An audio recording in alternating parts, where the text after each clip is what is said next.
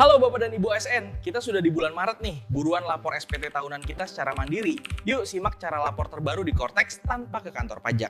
Pertama buka Google, lalu pada tab baru ketik Koretas, muncul pilihan silakan klik yang paling atas. Selanjutnya kita diarahkan ke halaman selamat datang, silakan klik lanjutkan. Kemudian halaman login, masukkan ID pengguna, nomor NPWP atau NIK, dan jika kita lupa sandi, silakan klik lupa sandi.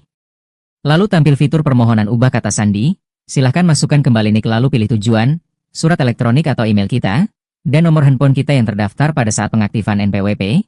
Di sini saya pakai email, lalu masukkan kode CAPTCHA, kemudian centang kotak kecil, lalu klik kirim. Selanjutnya kita ke Gmail, cek kotak masuk, dan perhatikan email masuk. Jika sudah ada dari Direktorat Jenderal Pajak silahkan klik lalu buka link. Muncul halaman ubah sandi, masukkan kembali NIK, lalu email, masukkan sandi baru, ketik kembali sandi baru, lalu input kode, lalu simpan. Selanjutnya kita diarahkan kembali ke halaman login. Silahkan masuk dengan menggunakan sandi baru. Sekarang kita sudah di portal akun Koretas kita. Silahkan klik tanda panah kecil di samping surat pemberitahuan SPT. Muncul beberapa pilihan. Silahkan pilih surat pemberitahuan SPT. Selanjutnya muncul SPT belum disampaikan. Silahkan pilih buat SPT. Lalu pilih PPH orang pribadi. Kemudian pilih periode pelaporan SPT. Pada bagian ini untuk jenis periode SPT pilih SPT tahunan. Lalu pada periode dan tahun pajak pilih Januari-Desember 2025 lalu klik lanjut. Kemudian pilih model SPT, normal, setelah itu buat konsep SPT. Muncul kembali SPT belum disampaikan. Silahkan perhatikan di bawah, konsep yang sudah dibuat, sudah ada, pilih gambar pensil, untuk mengisi SPT tahunan kita.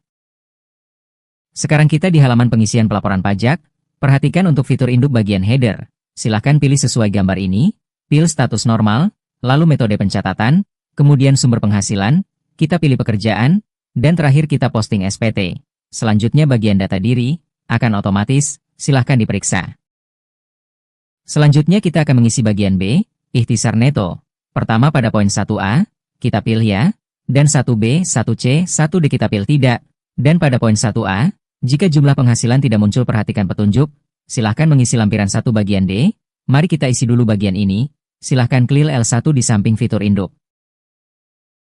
Setelah kita klik L1 maka muncul seperti di halaman ini, silahkan scroll ke bawah cari bagian D. Pada bagian D, penghasilan neto dalam negeri dan pekerjaan, silahkan klik tambah, muncul kotak pengisian penghasilan, untuk mengisi ini kita siapkan formulir A2 yang didapat dari bagian keuangan daerah setempat atau kecamatan.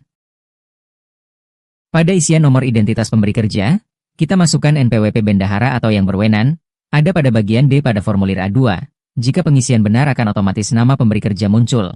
Selanjutnya isian penghasilan bruto, silahkan kembali perhatikan formulir A2, bagian penghasilan bruto poin 11, isikan sesuai jumlah penghasilan bruto, dan bagian pengurangan penghasilan bruto silahkan perhatikan di formulir A2 bagian pengurangan poin 14 jumlah pengurangan. Setelah itu klik save. Selanjutnya kita kembali ke induk. Kita perhatikan pada poin B, penghasilan dalam negeri dari pekerjaan sudah terisi otomatis.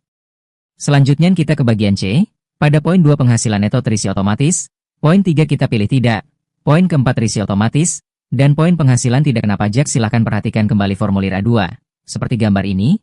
Selanjutnya poin ke-6 dan 7 terisi otomatis, poin 8 pilih tidak dan poin ke-9 terisi otomatis. Sekarang kita ke bagian D, untuk poin 10A, silakan perhatikan poin 9 di bagian C. Jika di poin 9 nilainya 0 maka silakan pilih tidak di poin ini. Tapi jika ada nilai pada poin 9 maka poin 10 harus pilih ya. Dan isi sesuai dengan nilai yang ada di poin 9 agar status nihil. Jadi di sini penentu. Kemudian poin 10B dan 10C terisi otomatis. Poin 10D, pilih tidak. Kita pindah pada bagian E. Poin 11A terisi otomatis. Dan 11B pilih tidak. 11C, terisi otomatis. Lalu ke bagian F. Poin 12A dan 12B terisi otomatis. Selanjutnya kita ke bagian G. Pada bagian ini, kita isi jika ada kelebihan bayar. Dalam pengisian status nihil kita kosongkan atau tidak diisi. Lalu kita ke bagian H. Silakan pilih tidak semua. Selanjutnya kita ke pernyataan lainnya. Silahkan pilih tidak semua. Kita ke lampiran tambahan. Semua kita pilih tidak. Dan berikutnya bagian G pernyataan. Sebelum kita centang bayar dan lapor, silahkan ke lampiran 1 untuk mengisi harta, piutang dan penghasilan. Silahkan klik L1 di samping fitur induk. Setelah kita klik L1, muncul beberapa isian. Pertama silahkan isi bagian A, harta. Poin 1 harta kas dan setara kas, atau tabungan. Poin 2 piutang jika ada, kita tinggal klik tambah. Selanjutnya, kita pada poin 3 investasi dan poin 4 harta bergerak. Di sini saya contohkan penambahan harta bergerak. Kemudian di poin 5 harta tidak bergerak atau tanah dan bangunan. Silahkan ditambahkan. Selanjutnya poin 6 harta lainnya. Poin 7 dan 8 silahkan ditambah kalau ada. Dan bagian C masukkan semua anggota keluarga yang menjadi tanggungan. Kita pindah ke bagian D. Kita lewati karena sudah diisi tadi, penghasilan Neteo dalam negeri. Selanjutnya bagian E kita lewati, kemudian kita kembali ke induk bagian K pernyataan. Di bagian pernyataan ini, silahkan perhatikan status. Jika sudah nihil artinya isian kita sudah benar dalam pelaporan SPT tahunan status nihil. Lanjut klik bayar dan lapor. Kemudian terakhir adalah konfirmasi tanda tangan silahkan klik.